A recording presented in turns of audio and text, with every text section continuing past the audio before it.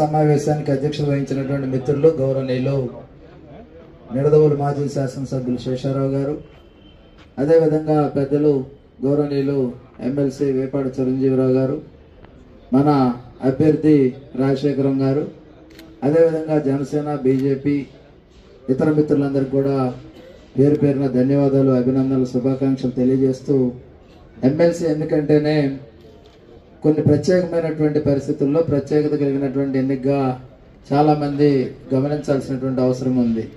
సాధారణమైన ఎన్నికలకి ఈ ఎన్నికలకు కూడా చాలా తేడా ఉంది. ఆ తేడా అందరికి కూడా మీ అందరికి కూడా తెలుసు. ఎందుకంటే పట్టభద్రుల ఎన్నిక మీద మనం గతంలో ఏదైతే ఈ రాష్ట్రంలో జరిగినటువంటి అరాచకాలకి అడ్డుకట్ట వేసే విధంగా ఎమ్మెల్సీ ఎన్నికల్లో 3 ఎమ్మెల్సీ ఎన్నికల్లో తెలుగుదేశం పార్టీ గెలవటం, అక్కడి నుంచి ప్రజల్లో ఒక నమ్మకం, విశ్వాసం, గ్రాడ్యుయేట్స్ అందరూ కూడా తెలుగుదేశానికి మద్దతు తెలియజేస్తా ఉన్నారు. ఖచ్చితంగా ఈ జగన్మోహన్ రెడ్డిని ఓడించాలని ఒక దృక్పథం ప్రజల్లో కూడా వచ్చిన సందర్భం మనం చూసాం. దాని ఫలితంగానే ఈరోజు తెలుగుదేశం పార్టీ కూటమి ఏదైతే ఎన్డీఏ కూటమిగా ఉన్నటువంటి మనందరం కూడా ఈరోజు అధికారంలో ఉన్నామంటే ఆ ఎమ్మెల్సీ ఎన్నికల్లో సెమీఫైనల్స్లో జరిగినటువంటి విజయమే ఫైనల్స్లో కూడా మనం గెలిచినటువంటి సందర్భం అనేది మనందరం గమనించాలి. అదేవిధంగా ఈరోజు ప్రత్యేకంగా ఉమ్మడి తూర్పు పశ్చిమ గోదావరి జిల్లాలకు సంబంధించి గ్రాడ్యుయేట్స్ వచ్చి 3,15,000 మంది సుమారుగా ఉన్నారు. వారందరినీ కూడా వ్యక్తిగతంగా రాజశేఖరం గారు వెళ్ళి కలవాలంటే అది అయ్యే పని కాదు. ఎందుకంటే సమయం కేవలం ఒక 20 రోజుల లోపులోకి వచ్చింది. ఎందుకంటే మొత్తం 34 నియోజకవర్గాలు ఉన్నాయి. ఈ మున్సిపాలిటీలు, పంచాయతీలు, స్కూల్స్ ఇవన్నీ తిరగడానికి అభ్యర్థిగా కనీసం 10 మంది అభ్యర్థులు అయితే డూపులు తయారు చేసుకుని తిరిగితే సరిపోవడం కూడా కష్టం అయ్యేటటువంటి పరిస్థితి.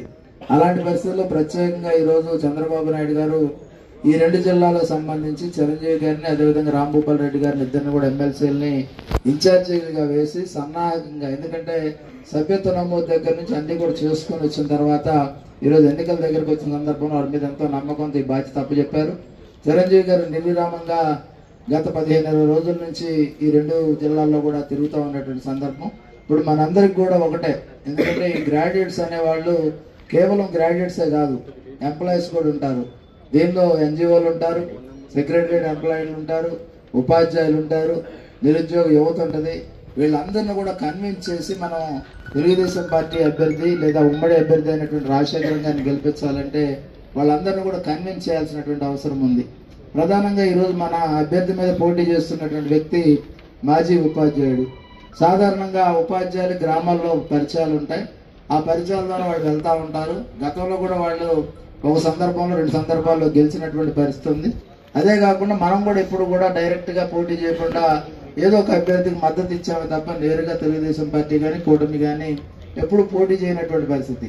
కానీ ఈసారి నేరుగా మనం పోటీ చేస్తున్న సందర్భంలో పార్టీ ప్రతిష్ట, దాంతోపాటు కూటమి యొక్క పాలన, ఈ యొక్క 7 నెలలకు కూడా దీన్ని ఖచ్చితంగా నమూనాగానే చూడాల్సినటువంటి అవసరం ఉంది. 7 నెలల పాలన మీద మొన్నటిదాకా మనం ఇది మంచి ప్రభుత్వం మనమే చెప్పుకున్నాం. ఇప్పుడు ప్రజలు చెప్పాల్సినటువంటి తీర్పు చెప్పాల్సినటువంటి పరిస్థితి వచ్చింది. కనుక ఎవరైతే పట్టభద్రులు ఉన్నారో వాళ్ళందరూ కూడా రాజశేఖరం గారిని గెలిపించడం ద్వారా ఈ పాలన బాగుంది, ప్రజలు బాగున్నారు, ప్రజల యొక్క అభివృద్ధి, సంక్షేమం, ఆరోగ్యం, విద్య వీటన్నిటి మీద కూడా ప్రత్యేకమైన దృష్టి ప్రభుత్వం పెట్టిందని అందరూ కూడా చెప్పుకునే విధంగా ఈ ఎన్నిక ఉండాలి. కనుక మనందరం కూడా ఉపాధ్యాయుల దగ్గరికి వెళ్ళినప్పుడు ఒకటి చెప్పండి, ఉపాధ్యాయుడిగా ఉద్యోగం చేసిన ప్రతి ఒక్కళ్ళు కూడా తెలుగుదేశం పార్టీకి ఓటేయాలి.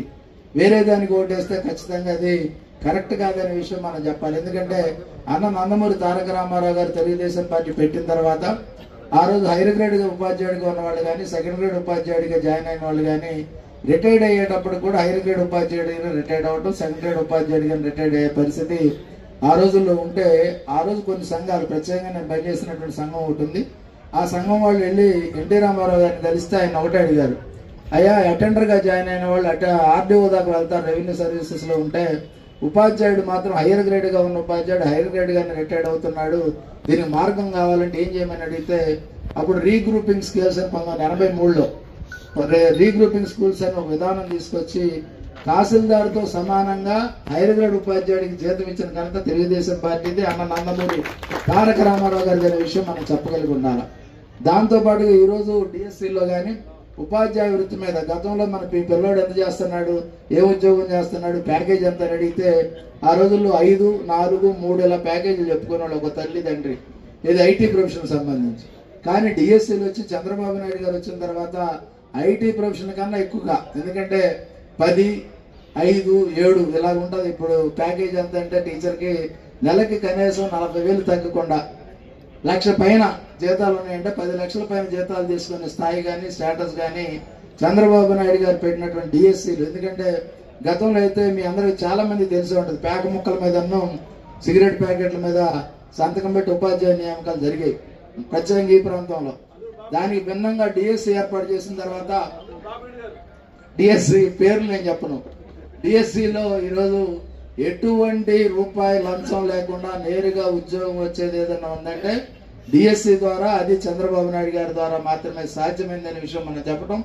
దాంతో పాటుగా కౌన్సిలింగ్ విధానం తెచ్చిన తర్వాత ఏ ఉపాధ్యాయుడు ఏ ఎమ్మెల్యే దగ్గరికి వెళ్లే పని లేదు, ఏ వార్డు మెంబర్ దగ్గరికి వెళ్లే పని లేదు, ఏ పంచాయతీ ప్రెసిడెంట్ దగ్గర కూడా వెళ్లే పని లేదు. ట్రాన్స్ఫర్ కోసం నేరుగా కౌన్సిలింగ్ హాజరవడం, సగౌరవంగా బతకడం అనేది చంద్రబాబు నాయుడు గారు చేశారనే విషయాన్ని ఉపాధ్యాయులకు, ఎందుకంటే మనకు ఉపాధ్యాయుల నుంచి పోటీ వస్తుంది కనుక మేలు చేసిన వాళ్ళు తిరిగి మేలు చేయమని చెప్పండి, అంతే, వేరే ఏమాగద్దు. దయచేసి ఆ విధంగా మీరందరూ కూడా ప్రతి ఉపాధ్యాయుని కలవండి, అదేవిధంగా నిరుద్యోగులు కలవండి, దాంతోపాటుగా వేరే ఉద్యోగులు కలవండి, కలిసి తెలుగుదేశం పార్టీ బలపరిచిన, అదేవిధంగా ఉమ్మడి అభ్యర్థిగా ఉన్నటువంటి రాజశేఖరం గారిని గెలిపించే విధంగా మీరు అందరూ కూడా కృషి చేయండి. ఏదైనా సరే ఉపాధ్యాయులకు సంబంధించి కానీ నిరుద్యోగులకు సంబంధించి కానీ ఏదైనా సమావేశం ఏర్పాటు చేస్తే శేషారావు గారి నాయకత్వంలో తప్పకుండా నేను కూడా వచ్చి వాళ్ళ వివరాలు తెలియజేస్తానని తెలియజేస్తూ